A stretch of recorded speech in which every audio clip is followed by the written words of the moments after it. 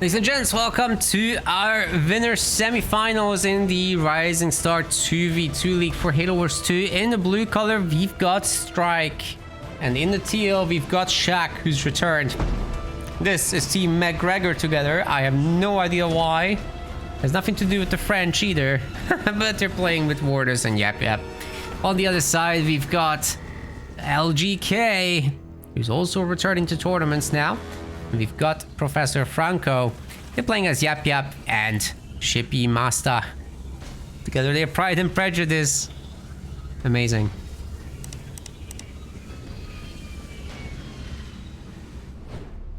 Now the Shipmaster Yap combo works out great on the map. Yap is just the default pick. I explained this in the other series already. You just get the mini bases so easily. You don't open Chopper if you don't absolutely have to. And you should be fairly comfortable with these little cannon fodder.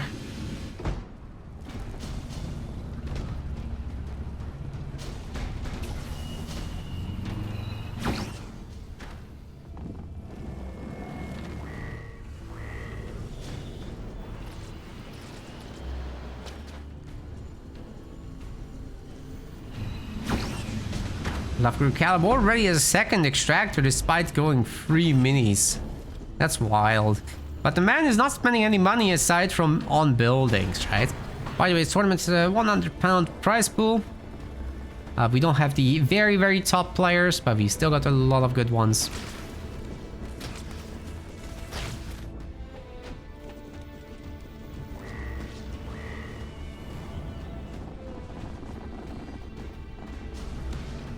Shaq's not going for a second generator, interestingly. Oh, wait, he is! He's doing a Mexican gen. What is going on? I mean, you can do that, yeah. It's a little odd. And it's very risky later in the game. So if Love Guru Calib at some point manages to hide a grunt, even just back here, which is really not that hard to do, he can drop in a building destroyer group. And then bad stuff happens to the Mexican gents.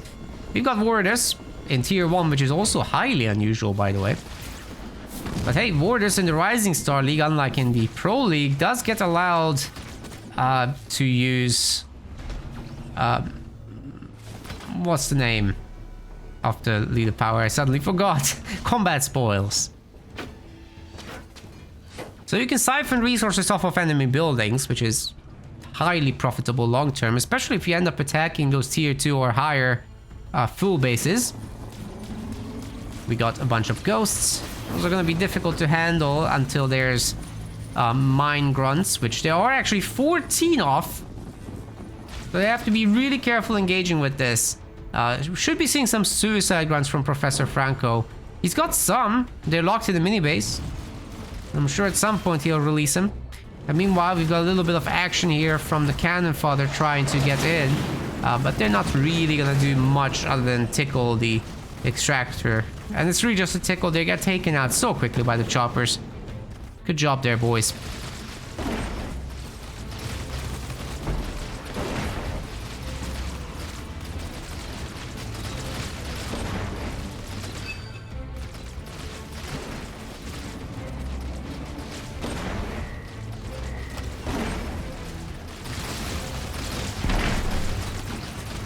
Oh, Warders actually does a bonk. He'll surround the base with goo.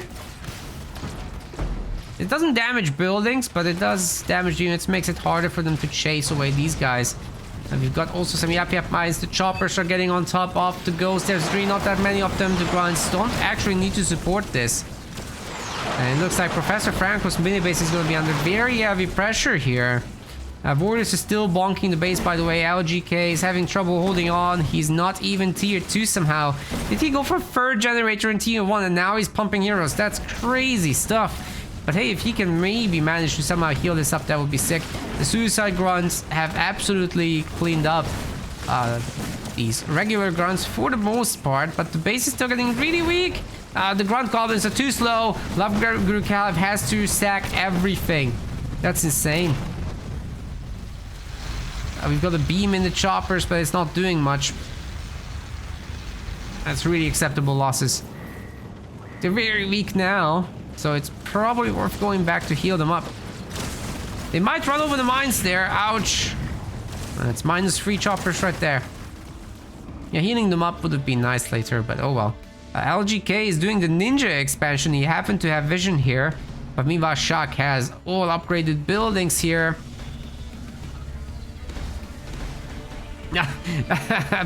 Our Patriot is also confused about the French Team Irish Fighter thing. Same. I have no idea what's going on.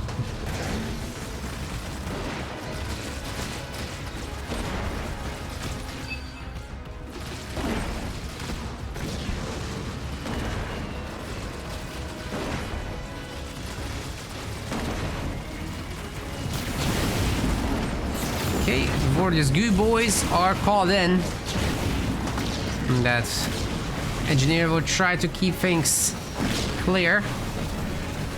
Another base gets taken down. Team Red is actually really on the struggle bus. The Frenchies are performing admirably here. And now they're gonna go for the main. I mean, look, if Strike can siphon some resources off of this base, this game might just snowball. And kind of out of control too. Look at his power. He knows how to play this. Oh, he's going for the Harvester, actually. He's still damaging the main base a little bit. Okay, Suicide Grunts are being annoying, but at least the Grunts are upgraded. They are a little bit more tanky. He's got enough for tier 3. That's the wild part. And though he doesn't have a second base, he's done good with siphoning resources.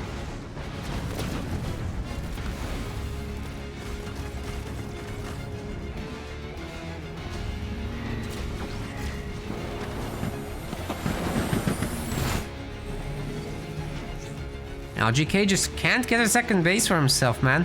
This is tough stuff. His cannon fodder are also getting cleaned up all over the map. And at some point, he'll just have no more vision. Of course, you can obtain it later. Surprised that Shaq is actually going for a Banshee transition. What's the plan there? I mean, he's Yap Yap, right? So they're not particularly all that. I'll tell you, they are mobile still. They can fly over the little boxes.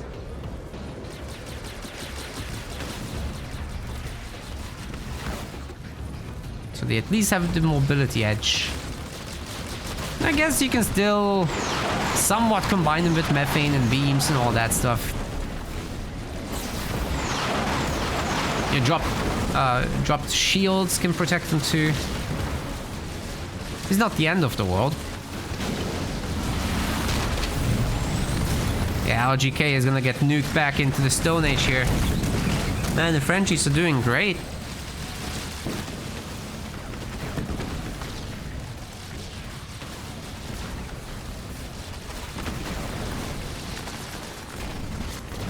They're giving up. They know it's over. It's gonna be game. Momentarily, I'm sure Franco will give up as well.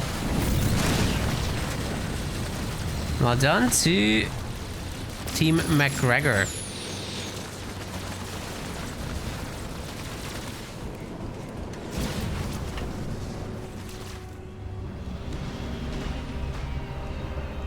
Huh?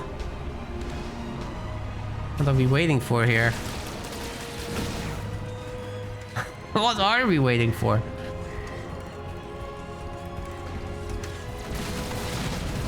Well, my throat is scratchy, so I'm gonna have a drink. You guys follow this.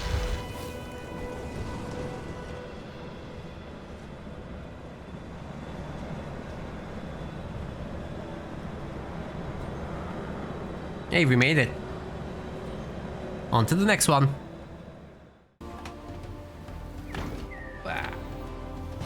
Welcome everyone to game 2. Bloodbath, also known as Strike, is going for a generator first. That's wild. I love it. We've also got Chuck. He's not making buildings. Chuck! Make a building! Jesus. Well, they're Team USC, Team France. We've got on the other side Loveguru Caleb already on his third building. And Professor Franco as well. These guys are playing as Atriox and Cutter. Atriox is a really good pick here overall. Your brutes are going to be amazing. Especially if you have their little mines getting pooped out. Add in the Chosen and you basically have middle map control for the most part. Especially if you support them with good old Chopperinos. Now Professor Franco has to make a barracks in the main or on the mini, whatever. Maybe he'll go double barracks. Wait, actually I want to see that. No, just normal single barracks.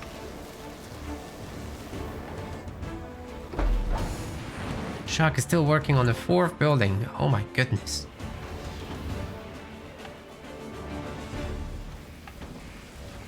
Commander Jerome coming out for our boy Mr. Strike over there.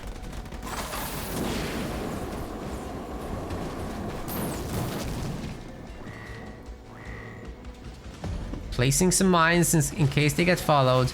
And actually the Brute will do the capturing. They're gonna be somewhat resistant to the Sentinels, but they're still taking big chunker damage. Also, that capture speed is not actually the best. Nonetheless, they allow the regular grunts to do their work and shoot the Sentinels down.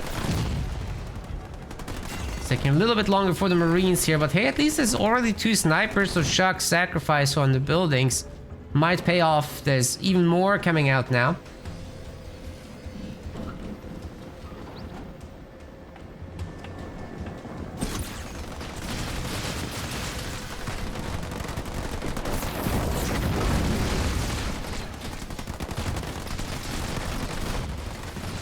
A little bit of sniper wiggle down there, but it wasn't enough. Not even close. Grunts are trying to get on top of this, but there's just so many snipers. I think they're gonna get actually taken down at this rate. Especially with the 2 together. They're also affected by time for Euros, and to make the matters worse, Jerome is here. Team France is actually doing great in this whole series. And now they've got such a momentous lead here. Wait, is that Chosen unupgraded? Get him now! Get him! Fight, fight, fight, fight, fight! You need to run after that thing. Go, go, go. Ah, he's got his upgrade now. What an opportunity that was, but it's over now. Anyways, plenty of snipers for Team Red. Team Blue, I mean. Jerome took some heavy damage, but he manages to make it into the Mantis there. And now the snipers are really opening up on that Chosen.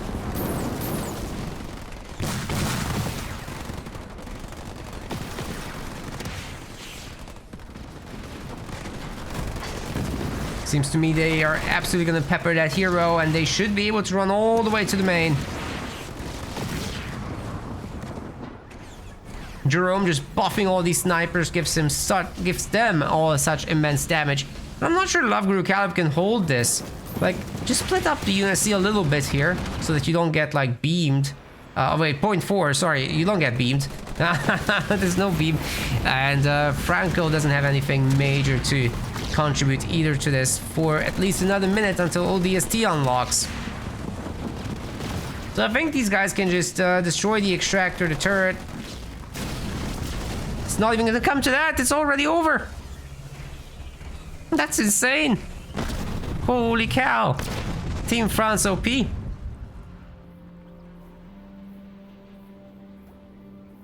Is Mass Sniper actually the way to go here? That's really interesting. We want to thank our website patrons. This is by far the best way to support MetaPlays. Your contribution helps keep the project sustainable and allows us to produce more and better content. If you aren't yet a patron, check out our link in the description and get in touch to collect your perks. We will see you the next time.